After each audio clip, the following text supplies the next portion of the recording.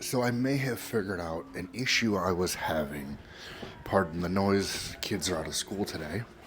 But I was having an issue using my DJI mic with the iPhone.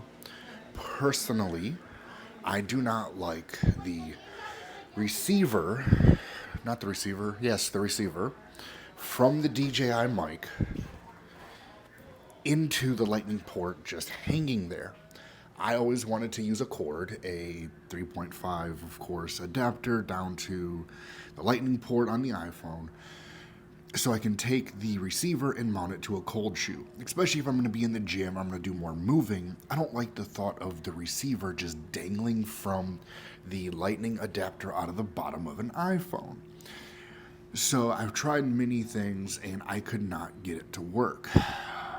So I thought no matter what you do, as long as you're using a microphone, you have to use a TRS cable. So I have another phone here. I will get a picture of what I have going on and try to put a picture in picture thing. So basically on the receiver of the DJI, you have to use a TRS. Then that TRS has to go to a TRRS. The TRRS goes into an Apple 3.5 adapter to a lightning port. The thing that I was messing up on was I was using a TRS on both ends. Also, I was trying to use a TRS to lightning just cord. And for some reason, this thing does not work. This is going to be for audio out only. This has no microphone capability whatsoever. So you have to use the Apple adapter, TRS into the receiver, TRRS into the adapter. I have a Movo mic here. It's the Movo, was it XR10 Pro? So I tried using a TRS from this to the Apple. Never got this to work either. I always thought I was using this for like a year and a half. I've been recording with the iPhone audio this whole time. So with the Movo, you have to use a TRRS to TRRS to the Apple 3.5 adapter to the lightning port. It's a little bit of a mess, but I just don't like the thought of that receiver hanging off the bottom of the iPhone. So this is the setup.